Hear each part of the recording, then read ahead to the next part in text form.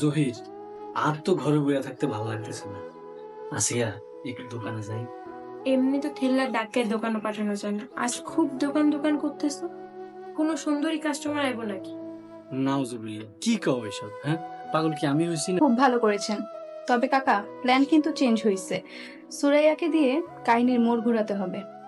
সেটা কেমনে? কাকা, নতুন প্ল্যান অনুযায়ী সুরাইয়া মুগ্ধকে প্রেমের ফাঁদে ফেলবে। এর মধ্যে সব সয় সম্পত্তি হাতে ফাঁক দিয়ে মুগ্ধ মালিক হয়ে যাবে। মুগ্ধকে মালিক হতে দেন। মুগ্ধকে সুরাইয়ার প্রেমের ফাঁদে ফেলে আবার সব উদ্ধার করব। মুগ্ধকে তুমি হইছো।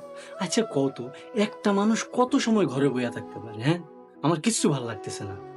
এই আপনারা কি শুরু করছেন খাওয়ানোর সময়? আপনার কিছু লাগবে এরকম? আসিয়া, আমার বাইরে যাইতে হইব। আর যদি বাইরে যাইতে না দাও, আমি কিন্তু পাগলের অভিনয় করব না। ব্যাকল 2-4টা দিন কষ্ট করতে পারবা না? এতটুকু কষ্ট না করতে পারলে এই ডালি বাড়ির মাথা হইবা কেমনে? আরে আমার মুগ্ধর বউ থানায় যায় হুমকি দেয়।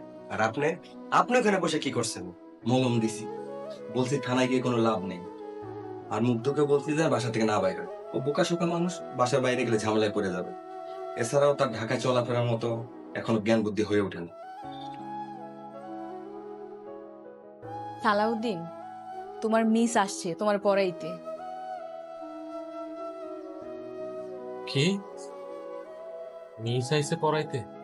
হ্যাঁ, এত অবাক হওয়ার কি আছে? আচ্ছা ঠিক আছে, পড়তে হইব না। তোমার অসুস্থর কথা শুই না, মিস তোমারে দেখতে আসছে। দাঁড়াও, মিসরে ডাইকা নিয়ে আসি।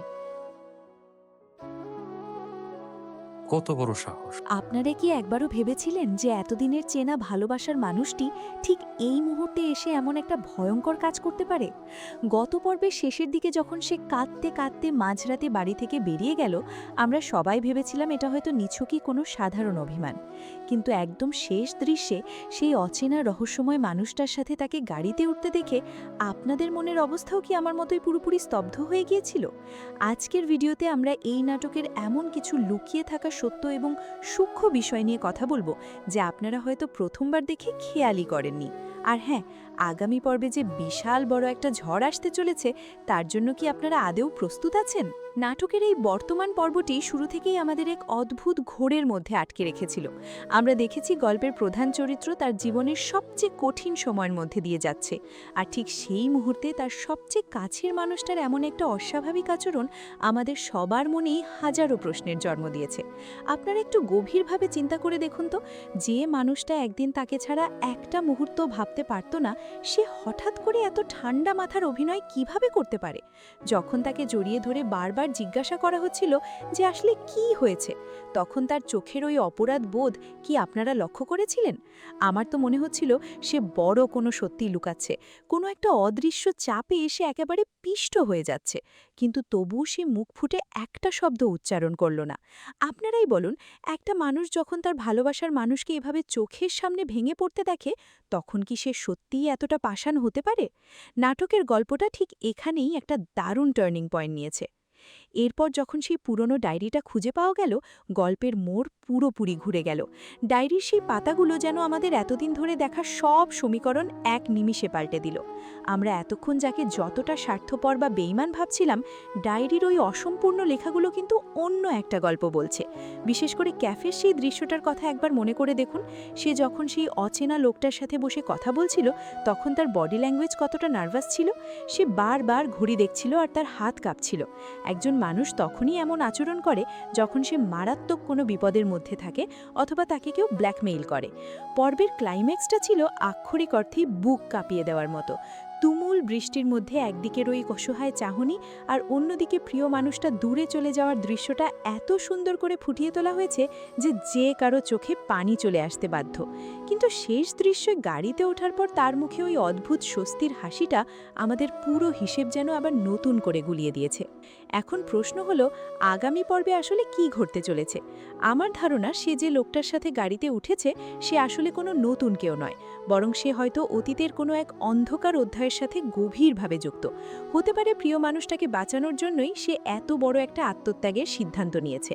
সম্ভবত ওই অচেনা লোকটা পরিবারের কোনো পুরনো শত্রু, যে কিনা খুব বড় কোনো ক্ষতি করতে চাইছিল।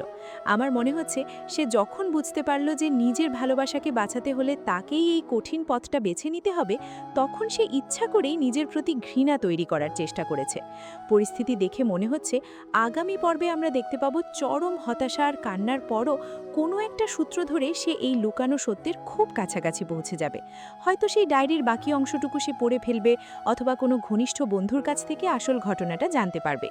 এমনও হতে পারে যে এখানে আসলে অনেক বড় কোনো মানসিক ট্রমা বা ব্ল্যাকমেইলিংয়ের ঘটনা লুকিয়ে আছে।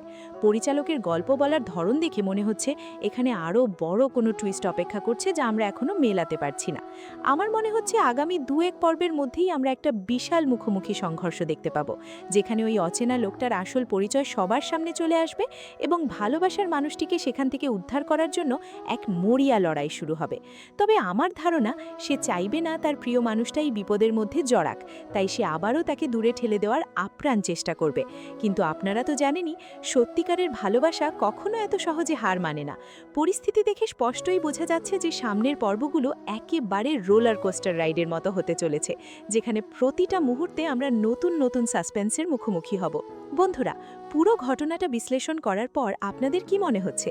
সে কি সত্যিই ধোঁকা দিচ্ছে, নাকি এর পেছনে লুকিয়ে আছে এমন কোনো কারণ যা আমরা এখনো কল্পনাও করতে পারছি না? আপনাদের মূল্যবান মতামত এবং থিওরিগুলো অবশ্যই নিচে কমেন্ট করে আমাকে জানাবেন, কারণ আমি আপনাদের প্রত্যেকটি কমেন্ট খুব আগ্রহ নিয়ে পড়ি। আজকের এই রিভিউ আর প্রেডিকশন ভিডিওটি যদি আপনাদের একটুও ভালো লেগে থাকে বা মনের মতো হয়ে থাকে, তাহলে ভিডিওটিতে একটি লাইক দিতে ভুলবেন না।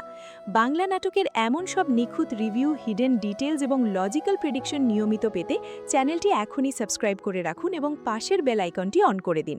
তাহলে নতুন ভিডিও আসার সাথে সাথেই নোটিফিকেশন পৌঁছে যাবে আপনার কাছে। দেখা হচ্ছে খুব শিগগিরই নতুন কোনো ভিডিওতে, নতুন কোনো নাটকের গল্প নিয়ে। ততক্ষণ পর্যন্ত সবাই অনেক বেশি ভালো থাকবেন, সুস্থ থাকবেন এবং অবশ্যই বাংলা নাটকের সাথে থাকবেন।